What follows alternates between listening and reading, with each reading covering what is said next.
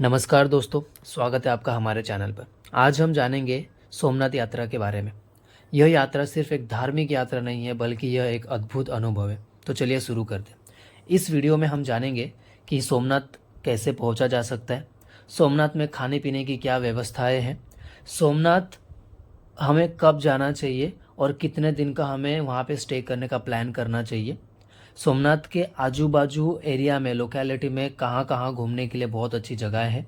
और साथ ही साथ हम ये जानेंगे कि सोमनाथ में मतलब जाने का जो कुल खर्चा है वो कितना होता है। तो चलिए एक एक करके हर एक चीज़ को बारीकी से डिटेल से समझते हैं। आइए स्टार्ट करते हैं। आइए दोस्तों जानते हैं कि सोमनाथ कैसे जाया जा सके। ये पूरी यात्रा के बारे में जानने से पहले हमें सोमनाथ का महत्व, उसका थोड़ा इतिहास जान लेना चाहिए। सोमनाथ मंदिर भारत के 12 ज्योतिर्लिंगों में से एक है। यह गुजरात के सोमनाथ जिले में स्थित है। कहा जाता है कि यह मंदिर भगवान शिव को पूरी तरीके से समर्पित है और इसे सबसे पहले भगवान शिव के द्वारा स्थापित किया गया था। अगर हम सोमनाथ का इतिहास जानें तो सोमनाथ का इतिहास बहुत ही पुराना है। इसे कई बार नष्ट किया गया है और पुनर्निर्मित किया गया है। मोहम्मद गौरी ने इसे 1024 ईसा पूर्वी में नष्ट किया था, लेकिन बाद में इसे 1951 में पुनर्निर्मित किया गया। चलिए जानते हैं कि आप सोमनाथ मंदिर तक कैसे जा सकते हैं। आपके पास 3 तरीके हैं। आप चाहो तो फ्लाइट से जा सकते हो, चाहो तो ट्रेन से जा सकते हो और रोड से भी जा सकते हो। अगर आप फ्लाइट से जाते हो तो आपका जो नियरेस्ट स्टेशन होगा, जो नियरेस्ट एयरपोर्ट होगा, वो केशोड़ का एयरपोर्ट है, जो कि 50 किलोमीटर सोमनाथ से दूर है। अगर आपको केशोड़ के लिए फ़्लाइट नहीं मिलती है तो आप दीव के लिए फ़्लाइट ले सकते हो, जो कि 85 किलोमीटर सोमनाथ से दूर है।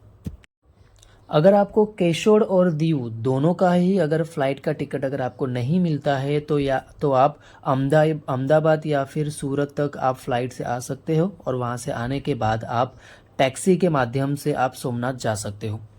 जो सेकंड माध्यम है वो है आप सोमनाथ मंदिर से जो सबसे निकटतम रेलवे स्टेशन है वो है सोमनाथ जंक्शन। आप सोमनाथ जंक्शन पे उतर के आप ऑटो लेकर मंदिर तक पहुंच सकते हैं, जिसकी दूरी सिर्फ आधा किलोमीटर है मंदिर तक।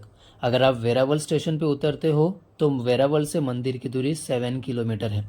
अगर आप बस से जाना चाहते हो तो बस जो सोमनाथ की जो ट्रस्ट है, जो ट्रस्ट करता है, वो फ्री ऑफ कॉस्ट ये सेवा प्रोवाइड करते हैं। जो हर 30 मिनट बाद वहाँ पे बस आती है, तो आप हर 30 मिनट बाद ट्रैवल कर सकते हो मंदिर के लिए। और अगर आप बाय रोड जाना चाहते हो तो सड़क मार्ग भी उपलब्ध है। तो आपको अहमदाबाद से सोमनाथ का जो लगभग डिस्टेंस है वो 400 किलोमीटर का है। तो उस हिसाब से आपको सेवाएं उपलब्ध और बहुत सारी बसेस भी मिल जाएंगी।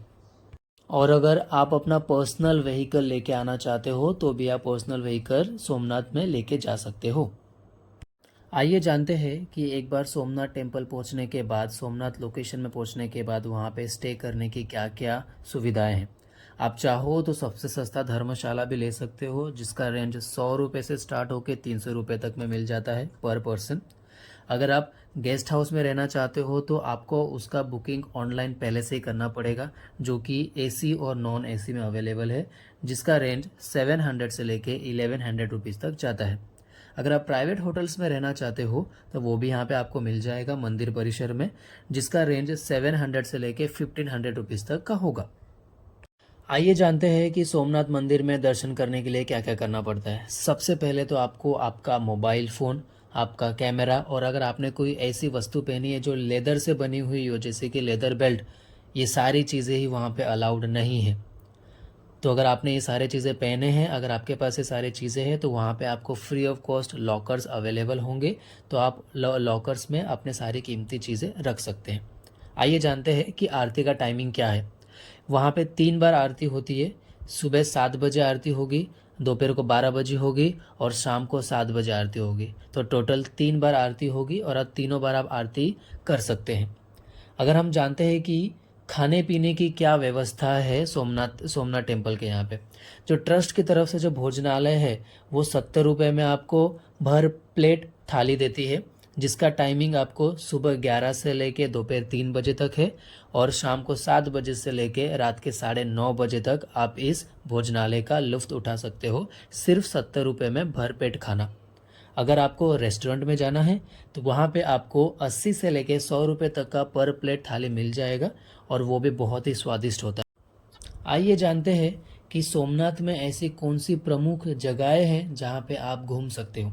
जो सबसे पहली और सबसे इम्पोर्टेंट जगह है वो है त्रिवेणी संगम, जहाँ पे 3 नदियों का संगम है।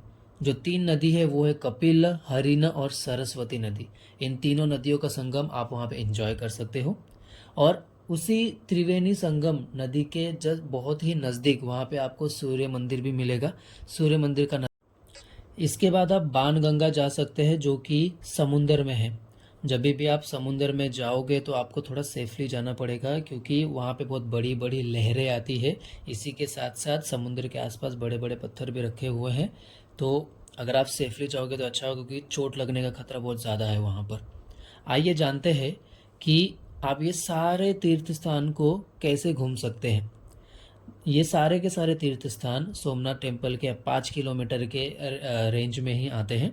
अगर आप किसी ऑटो ड्राइवर को पकड़ते हो, अगर आप ऑटो करोगे तो 400 से लेके 500 के बीच में वो आपको सारे तीर्थ स्थान को 3 से लेके 4 घंटे के अंदर पूरी तरीके से घुमा देगा। आइए जानते हैं कि इस पूरे ट्रिप का, इस पूरे सोमनाथ टूर का टोटल खर्चा कितना आएगा।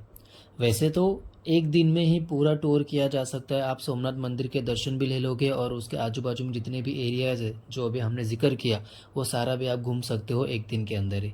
तो अगर हम मान के चलते हैं कि आप धर्मशाला में आपने स्टे किया और आपने जो भोजन किया वो भी धर्मशाला के ही यहाँ से किया, तो पर पर्सन अराउंड आपको कुछ 1500 से लेकर 2000 रुपये के आसपास खर्चा आएगा, जिसमें हम लोगों ने आपका फ़्लाइट, ट्रैवलिंग या फिर कोई ट्रेन का जो भी आपका टिकट उसमें इंक्लूड नहीं किया है। तो टोटल खर्चा 1500 से लेके 2000 रुपये के बीच में पर पर्सन आता है पूरे ट्रैवलिंग में। तो दोस्तों ये था हमारा आज का वीडियो जिसमें हमने आपको बताया कि सोमनाथ टेम्पल विज़िट करने के लिए पूरा गाइड बताया कि आप कैसे जा सकते हो, कहाँ स्टे कर सकते हो, आप कितने दिन का प्लानिंग कर सकते हो, वहाँ पे घूमने के लिए कौन से लोकेशंस है, आरती का टाइमिंग क्या है, ये सारे चीज़ें इस वीडियो। दोस्तों टोटल 12 ज्योतिर्लिंग है और हमने ये पहला वीडियो बनाया है हमारे 12 ज्योतिर्लिंग सीरीज़ का। और ऐसे ही और भी जितने भी ज्योतिर्लिंग हैं उन सारे ज्योतिर्लिंग के वीडियोस हम जल्दी ही लाएंगे। और तो आप इसी तरीके से हमारे वीडियो के साथ बने रहिए और don't forget to like, share and subscribe the channel. Thank you guys, stay tune. तो फिर मिलते हैं नेक्स्ट वाले वीडियो में।